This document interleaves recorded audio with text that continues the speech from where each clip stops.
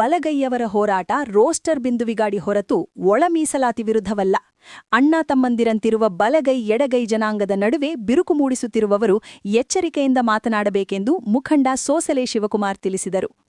T. Narasipura ಪಟ್ಟಣದ doctor B R Ambedkar ಭವನದಲ್ಲಿ ಬಲಗೈ ಸಮುದಾಯದ ಮುಖಂಡರು ಕರೆದಿದ್ದ ಪತ್ರಿಕಾಗೋಷ್ಠಿಯಲ್ಲಿ ಮಾತನಾಡಿ, ನಾವು ಎಂದೆಂದೂ ಅವರ ಒಳ ಮೀಸಲಾತಿ ವಿರುದ್ಧವಲ್ಲವೆಂದರು.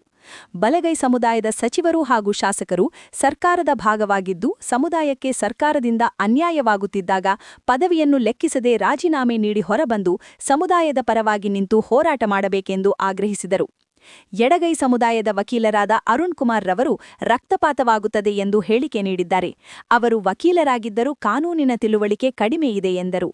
ವಲಯರು ಮತ್ತೆ ಮಾಧವರು ನಾವೆಲ್ಲ ಇಲ್ಲಿವರೆಗೂ ಅಣ್ತಂದಿ ಥರನೇ ಇರೋದು ಇಲ್ಲಿ ನಮ್ಮ ಟಿ. ನರಸೀಪುರ ತಾಲೂಕಲ್ಲಿ.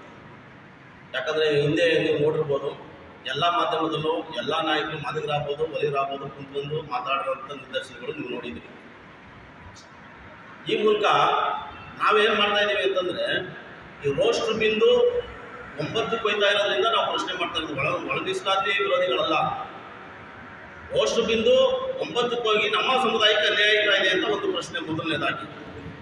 ಅದರಿಂದ ನಾವು ಈ ಒಳ ಮೀಸಲಾತಿ ಬಗ್ಗೆ ನಾವು ಮಾತಾಡ್ತಿರೋದು ಹೊರತು ಬೇರೆ ವಿಚಾರಗಳಲ್ಲ. ಈಗ ರಾಜ್ಯ ಸರ್ಕಾರ ಏನೇ ಆದೇಶಗಳನ್ನ ಮಾಡಿರ್ಬೋದು, ನಾವು ಹಿಂದೆಯಿಂದನೂ ಕೇಳ್ತಾ ಇದ್ದೀವಿ ರೋಸ್ಟರ್ ಬಿಂದು ಸರಿ ಮಾಡಿ ಅಂತ. ಬಟ್ ಯಾರು ಸಹ ನಮ್ಮ ಸಚಿವರುಗಳು ಯಾರು ಸಹ ಮುಂದೆ ಮಾತಾಡ್ತಾ ಇಲ್ಲ. ಯಾರು ಬಲಗೈ ಸಮಾಜದ ಶಾಸಕರಿದ್ದೀರಿ ಮತ್ತು ಮಂತ್ರಿಗಳಿದ್ದಾರೆ, ನಿಮಗೆ ತಾಕತ್ತಿದ್ರೆ, ನಿಮ್ಗೇನಾದರೂ ನಮ್ಮ ಸಮುದಾಯದ ಬಗ್ಗೆ ಒಂಚೂರು ಒಲವಿದ್ರೆ ನೀವು ದಯವಿಟ್ಟು ರೋಸ್ಟರ್ ಬಿಂದನ ಸರಿ ಮಾಡಬೇಕು. ಇಲ್ಲಾಂದರೆ ರಾಜೀನಾಮೆ ಮಾಡ್ಬಿಟ್ಟು ಬನ್ನಿ, ನಾವು ನಿಮ್ಮ ಜೊತೆ ಇದ್ದೀವಿ. ನೆಕ್ಸ್ಟ್ ಎಲೆಕ್ಷನ್ಗೆ ನಾವು ನಿಮ್ಮ ಜೊತೆಲೇ ಬರ್ತೀವಿ. ನೀವು ಅದು ಬಿಟ್ಬಿಟ್ಟು ನಮ್ಮ ಜನಾಂಗಕ್ಕೆ ಯಾವುದೇ ರೀತಿಯ ಮಾಹಿತಿನ ಕೊಡ್ತೇನೆ.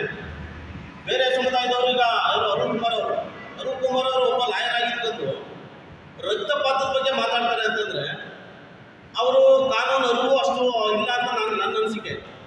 ಯಾಕಂದರೆ ಬರೀ ನ್ಯಾಯಾಂಗದ ವ್ಯವಸ್ಥೆ ಒಳಗಿರ್ತಕ್ಕಂಥ ಒಂದು ಕಪ್ಪು ಕೋಟನ್ನು ಹಾಕೊಂಡು ನಾವು ರಕ್ತಕ್ರಾಂತಿ ಮಾಡ್ತೀವಿ ಅಂತಂದರೆ ಯಾರು ಅಂತ ಮಾತಾಡ್ತೀರ ನೀವು? ರಕ್ತಕ್ರಾಂತಿ ಮಾತಾಡೋದು ಫಸ್ಟ್ ನೀವು ಕೋರ್ಟಲ್ಲಿ ನೀವು ರಕ್ತಕ್ರಾಂತಿ ಮಾತಾಡ್ತೀವಿ ಅಂತ ಯಾವ್ದಾದ್ರು ನ್ಯಾಯ ವ್ಯವಸ್ಥೆ ಒಳಗಡೆ ವಾದ ಮಾಡಿದ್ದಾರೆ ನೋಡಿ, ವಾದ ಮಾಡಿ ನೋಡಿ, ನಿಮಗೆ ಅಲ್ಲಿ ಕೋರ್ಟಲ್ಲಿ ಉತ್ತರ ಸಿಗ್ತದೆ. ಅಲ್ಲೇ ಕೇಳಿದ್ರು ಅಲ್ಲೇ ಕೊಟ್ಬಿಡ್ತಾರೆ.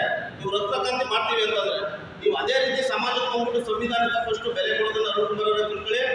ನಾವು ಯಾವತ್ತೂ ಬಲಗೈ ಸಮಾಜದವರು ಸಮಾಜ ಅಂತ ಬಂದಾಗ ಮಾತ್ರ ನಾವು ಜೊತೆ ಇರ್ತೀವಿ. ಯಾವ ಪಕ್ಷನೂ ಇಲ್ಲ, ಯಾವ ಪಕ್ಷ ಭೇದವೂ ಅಲ್ಲ. ನಾವೇನು ಮಾದೇವಪ್ಪ ಆಗಲಿ, ಸುನೀಲ್ ಬೋಸ್ ಆಗಲಿ, ಇಲ್ಲ ಸಿದ್ದರಾಮಯ್ಯ ಆಗಲಿ ವಿರೋಧಿಗಳಲ್ಲ. ನಮ್ಮ ಬಲಗೈ ಸಮಾಜದವರು ನೀವು ಕೇಳಬೇಕಾ? ನೀವು ಇದು ಸರ್ಕಾರದ ವಿರುದ್ಧ ಕೇಳಿ, ಇಲ್ಲ ಕೋರ್ಟ್ಗೆ ಹೋಗಿ.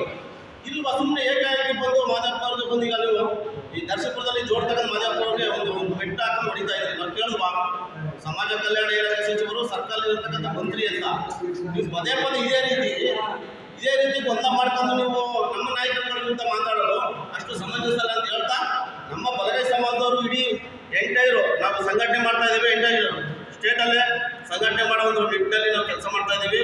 ನಮ್ಮ ಬಲಗೈನವರು ಯಾವುದೇ ಕಾರಣಕ್ಕೂ ಮಾದಿ ವಿರೋಧಿಗಳಲ್ಲ. ಇದು ಕಡಕ್ಕಾಗಿ ನಾವು ಹೇಳ್ತಾ ಇದ್ದೀವಿ. ನಮಗೆ ಅನ್ಯಾಯ ಆಯ್ತಾ ಇರೋದು ರೋಸ್ಟರ್ ಬಿಂದು. ನಿಮ್ಗೆ ಅನ್ಯಾಯ ಆಯ್ತಿರೋದು ನಾವು ಕೇಳಿಲ್ಲ. ನಾವು ಯಾವ ಥರ ಕೇಳಿದವ ನಿಮಗೆ? ನೀವು ಒಳ ಮೀಸಲಾತಿ ಬಗ್ಗೆ ಹೋರಾಟ ಮಾಡೋದು ನಾವು ಯಾರು ಸಹ ಮಾತಾಡಿಲ್ಲ. ಅದರಿಂದ ಈ ಮೂಲಕ ಸರ್ಕಾರಕ್ಕೆ ಎಚ್ಚರಿಕೆ ಕೊಡೋದು, ನಮ್ಮ ಬಲಗೈ ಸಮಾಜದಂಥ ಮಂತ್ರಿಗಳಾಗಲಿ, ಶಾಸಕರಾಗಲಿ, ಕಾಂಗ್ರೆಸ್ ದಯವಿಟ್ಟು ರಾಜೀನಾಮೆ ಕೊಟ್ಬಿಟ್ಟು ಈಚೆ ಬನ್ನಿ. ಪಕ್ಷಾತೀತವಾಗಿ ನಮಗೆ ರೋಸ್ಟರ್ ಬಿಂದು ಸರಿಯಾಗುವವರೆಗೂ ನಾವು ಈ ಹೋರಾಟ ಮಾಡ್ತೀವಿ ಅಂತ ಹೇಳ್ತಾ ಈ ಮುಖಾಂತರ. ಈ ಸಂದರ್ಭದಲ್ಲಿ ಬಲಗೈ ಸಮುದಾಯದ ಹಲವಾರು ಮುಖಂಡರು ಹಾಜರಿದ್ದರು.